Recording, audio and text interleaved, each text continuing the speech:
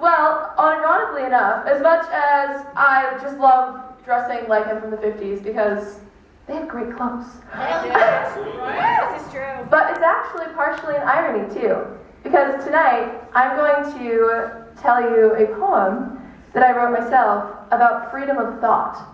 See, when I was in Persuasion and Propaganda last year, which for all you prospies is an amazing class, you should all take it. It's phenomenal. Crazy, but it just like makes you think in such a different way. Definitely take it.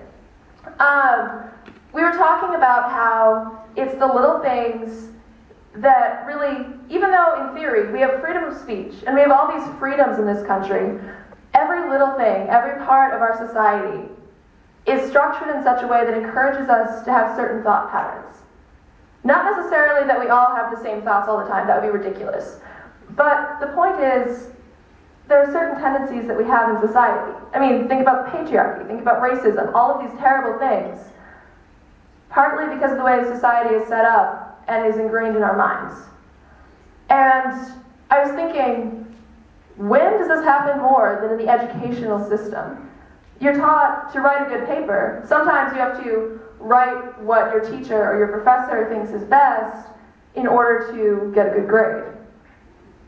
But yet, that's actually kind of a form of persuasion. So, just saying, interesting thought. Anyway, without further ado, here is my poem that I wrote last semester in response to those thoughts. Freedom of thought.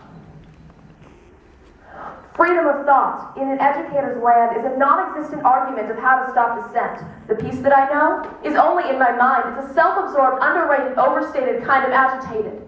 My mind is racing past walls I'm chasing, breaking down. Education? It's cancellation. There's a temptation of negation with the translation of creation to dictation. What's this I'm saying? We demand uniform creative work. Can't stop to think or change, and I can't move. There's a fixation on the art of sitting still. No thoughts allowed. It's deprivation in a world so stuck on regulation.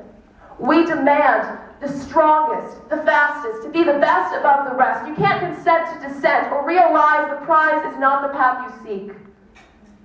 We're no more than the board that we're taken for. The score stopped or swapped, their minds are changed to clay. I'd like to speak of what I seek, but there's nothing more to say.